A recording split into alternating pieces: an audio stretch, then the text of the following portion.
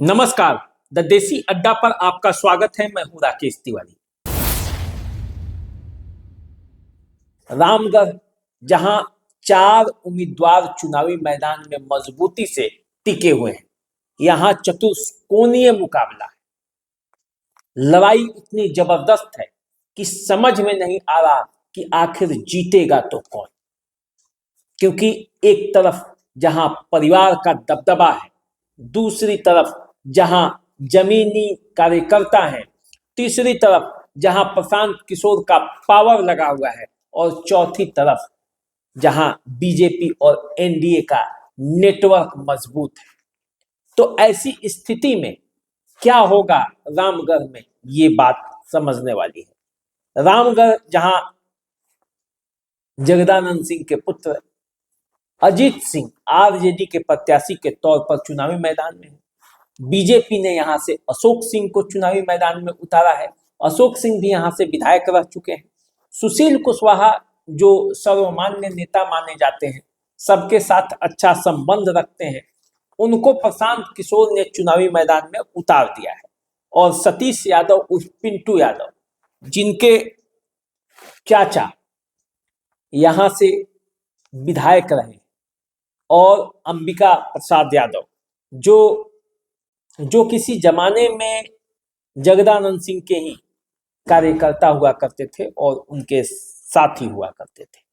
तो इस तरह से रामगढ़ में चुनावी फिजा बन गया है।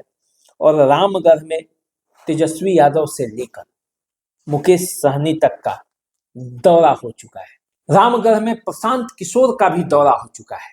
प्रशांत किशोर ने कई सवाल किए हैं, और उस सवाल के साथ रामगढ़ की जो लड़ाई है वो बड़ी जबरदस्त है।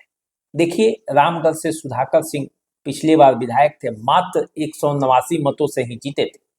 15 में यहाँ से अशोक सिंह विधायक थे, और 10 में यहाँ से अंबिका सिंह यादव विधायक थे, जिनके भतीजे पिंटू यादव उर्फ सतीश यादव चुनावी मैदान में। 15 में अशोक सिंह विधायक थे, और 20 में सुधाकर सिंह विधायक थे, जिनके भाई चुनावी मैदान में। उससे पहले जगदानंद सिंह का यहाँ से चुनाव जीतते रहे हैं। तो इस तरह से देखा जाए तो ये पूरा क्षेत्र जो है वो जितने प्रत्याशी हैं उनके दबदबे वाले इलाका है। यहाँ से जन सुराज के सुशील कुशवाहा है, वो भी चुनाव लड़ते रहे हैं, सांसद के चुनाव लड़े हैं बक्सर से, और उसी बक्सर लोकसभा क्षेत्र के अंतर्गत रामगढ़ आता है। और जब बीएसपी के टिकट पर वो चुनाव लड़े थे तो 80,000 मत आए थे।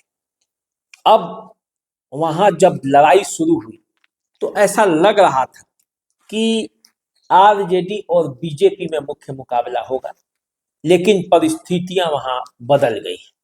अब वहां बीएसपी एक फैक्टर बनकर उभरा है, और बीएसपी से यदि यादव मतदाता जुड़ जाते हैं तो फिर ये राजद के लिए मुश्किल का कारण बन सकता है। क्योंकि बीएसपी के अंबिका यादव किसी जमाने में आरजेडी के ही बड़े नेता हुआ करते थे, जगदानंद सिंह के प्रमुख सहयोगी हुआ करते थे, और उनके लिए ही 10 में जगदानंद सिंह ने सुधाकर सिंह के खिलाफ उनको चुनावी मैदान में उतरवाकर उन्हें जीत दिलाई थी।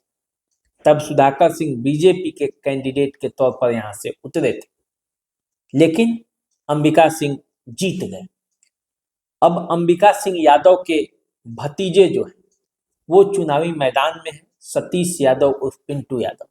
20 के चुनाव में खुद अंबिका यादव यहां से चुनावी मैदान में उतरे थे, और वे मात्र 189 मतों से हार गए।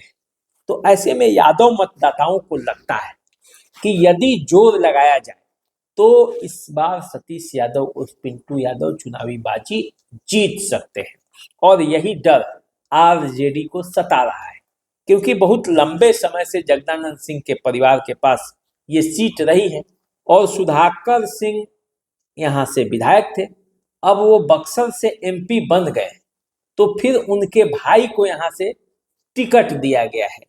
इसी बात का गुस्सा, इसी बात का नाराजगी यहाँ के मतदाताओं में भी है कि आखिर जब सब एक ही परिवार के बीच जाएगा तो फिर कार्यकर्ताओं को क्या मिलेगा।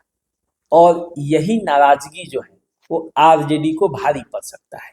हालांकि इस नाराजगी को दूर करने के लिए काफी प्रयास चल रहा है और जगदानंद सिंह और सुधाकर सिंह ने जब इस टिकट को अपने भाई के लिए चुना है तो वो जी जान लगा रहे हैं, लेकिन अंततः फैसला तो जनता को ही करना है, क्योंकि प्रशांत किशोर भी यहाँ से चुनावी बाजी में उतरकर और तरह तरह की चुनौतियां दे रहे हैं, लोगों की आंखें खोल रहे हैं, लोगों को बता रहे हैं कि किस तरह से बिहार में परिवारवाद और किस तरह से इस देश में परिवारवाद के चक्कर में राजनीति महज कुछ चंद लोगों के घर में ही सिमट कर रह गई है।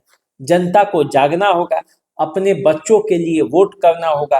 प्रशांत किशोर ये सब बातें कर रहे हैं। बीजेपी के नेता अशोक सिंह भी यहाँ पे पूरी मुस्तैदी से लड़ रहे हैं, क्योंकि वो यहाँ से विधायक रह चुके हैं, जनता के बीच वो जाते भी रहे। तो अभी दीजिए हमको इजाजत, चैनल को सब्सक्राइब कर लीजिए, फेसबुक इंस्टाग्राम पर फॉलो कीजिए। नमस्कार।